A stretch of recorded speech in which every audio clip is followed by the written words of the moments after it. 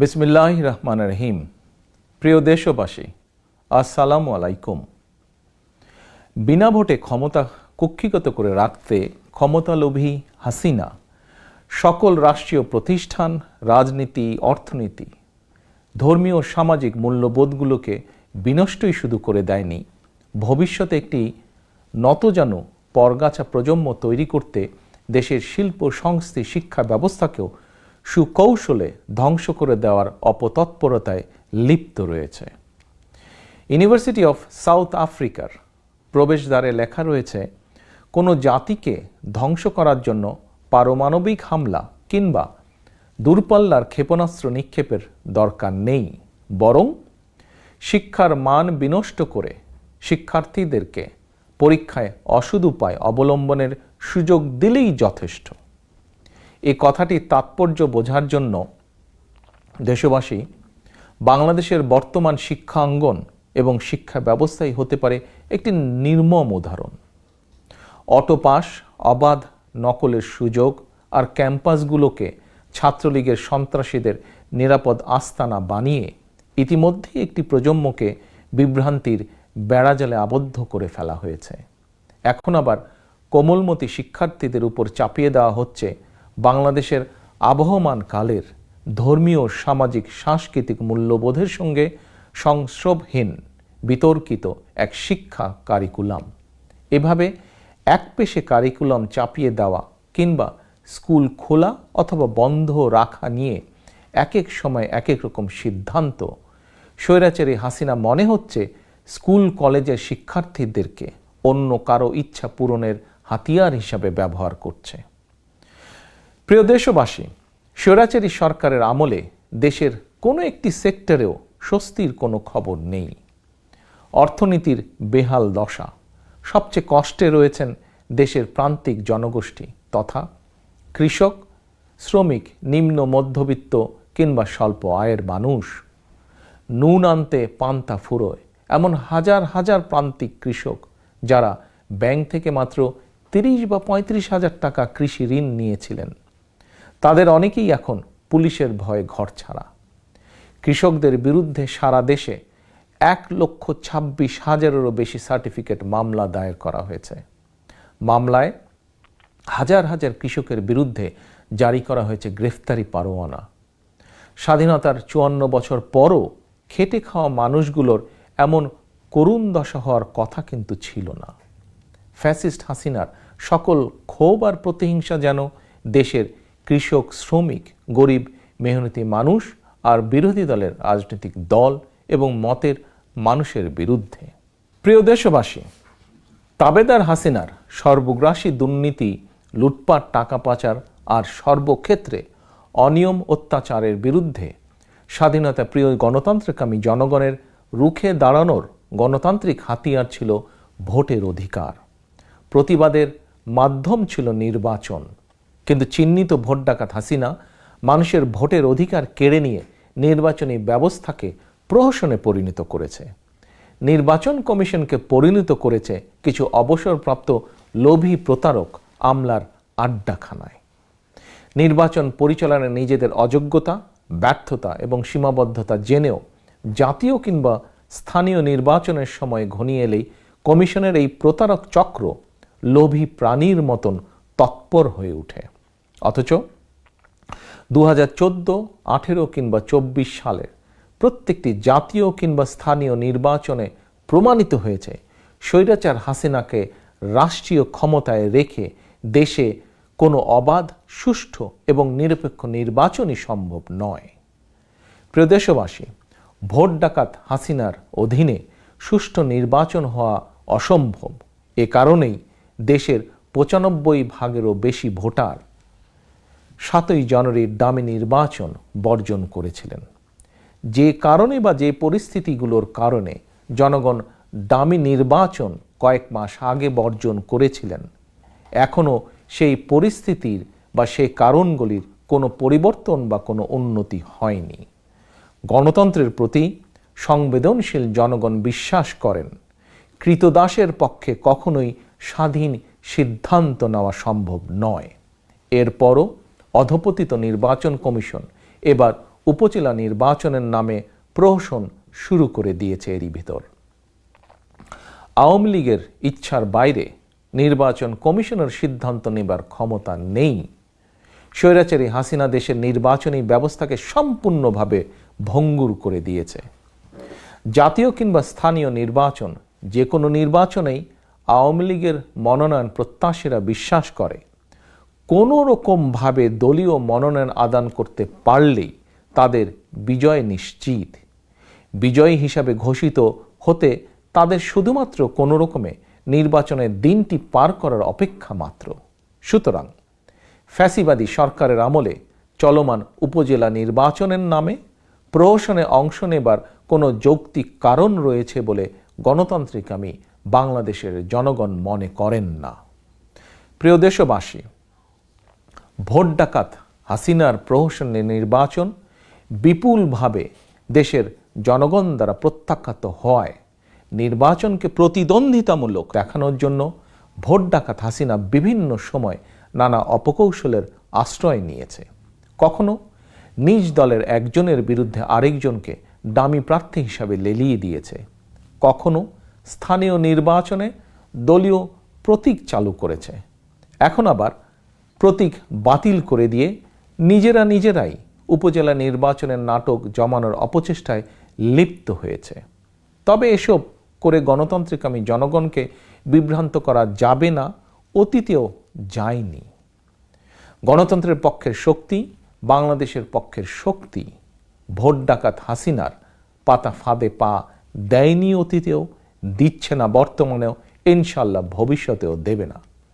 দেশের গণতান্ত্রিকামী জনগণ মনে করেন নির্বাচনের নামে প্রহসনের অংশীদার না হওয়ায় বরং হাসিনার ভোট ডাকাতির বিরুদ্ধে সর্বোত্তম গণতান্ত্রিক প্রতিবাদ।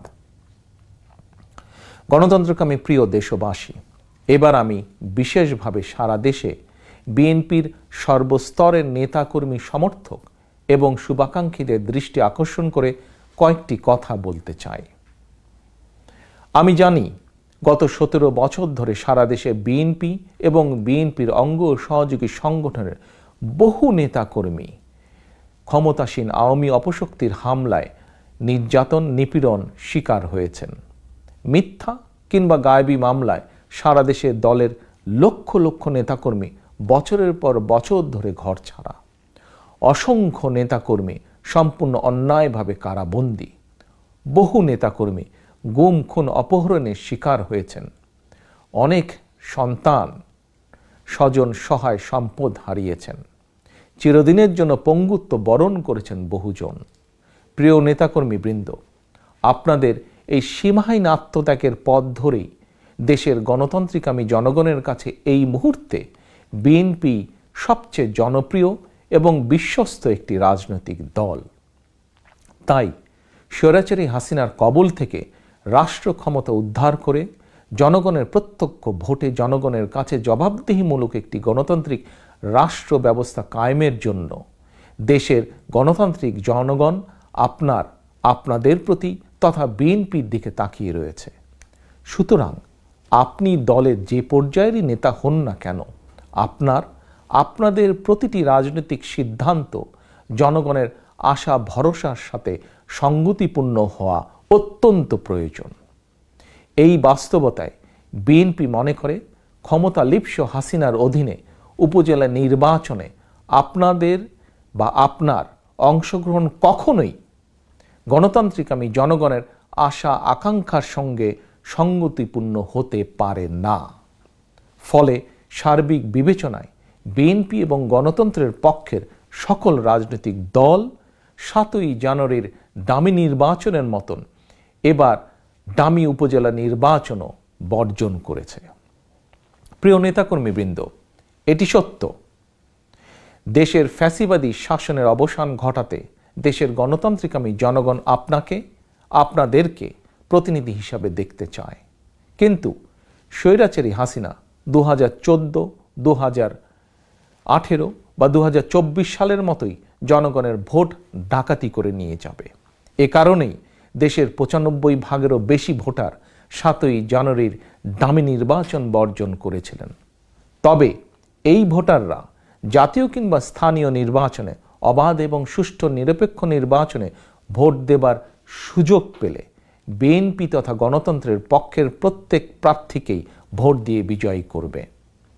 জনরায় সারা দেশে বিএনপি সহ গণতন্ত্রের পক্ষের রাজনৈতিক দলের প্রার্থী তথা আপনারাই বিজয়ী হবেন।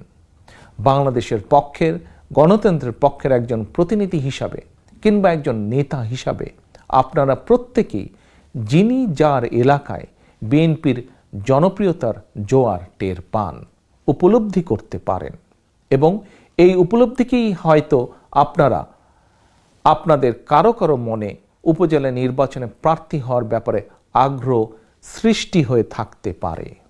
আমি আপনাদের এই উপলব্ধি অনুধাবন করতে পারি। তবে আরও একটি বিষয় সম্পর্কে আপনাদেরকে সতর্ক পর্যবেক্ষণ থাকতে হবে বা থাকা প্রয়োজন বলে আমি মনে করি। কি সেটি হলো জাতীয় কিংবা স্থানীয় নির্বাচন আপনার দল তথা জনগণের দল বিএনপি অংশগ্রহণ না করলে জনগণের কাছে সেই নির্বাচন কখনোই গ্রহণযোগ্য হয় না বা হবে না।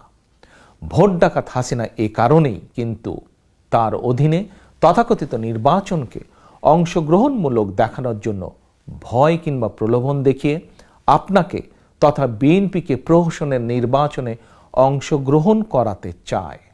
তবে যে মুহূর্তে কাগজে কলমে তথাকথিত নির্বাচনে আপনার বা আপনাদের অংশগ্রহণ নিশ্চিত করে ফেলতে পারবে হাসিনা, তখনই দেখবেন আপনাদের সামনে ভোট ডাকাত হাসিনার আসল স্বরূপ উন্মোচিত হয়ে পড়েছে।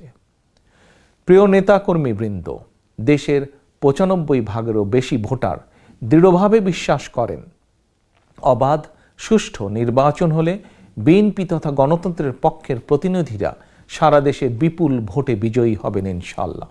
তবে সারা দেশে বিএনপির তৃণমূল জনপ্রিয়তা থাকা সত্ত্বেও ক্ষমতালিপ্সু হাসিনা তার অধীনে কোনো নির্বাচনেই বিএনপি তথা গণতন্ত্রের পক্ষে শক্তিকে বিজয়ী হতে দেবে না।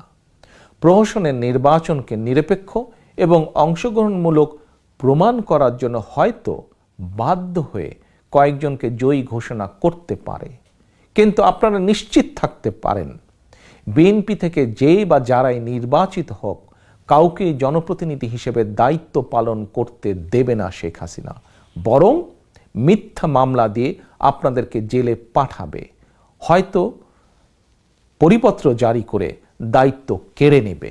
কারণ স্বৈরাচারী হাসিনার ফ্যাসিবাদ সরকারের আমলে গাজীপুরের সিটি কর্পোরেশনের প্রথম নির্বাচিত মেয়র অধ্যাপক এম এ মান্নান কিংবা রাজশাহীর মেয়র মোসাদ্দেক হোসেন বুলবুল সহ গত ১৭ বছরে আমাদের শত শত নেতাকর্মী বিভিন্ন পর্যায়ে যারা নির্বাচিত হয়েছিলেন তাদের একজনকেও ঠিক মতো দায়িত্ব পালন করতে দেওয়া হয়নি। জনগণের রায় নির্বাচিত হয়েও তাদের অধিকাংশকেই অধিকাংশ সময় মিথ্যে মামলায় কারাগারে থাকতে হয়েছে, কারাগারে কাটাতে হয়েছে।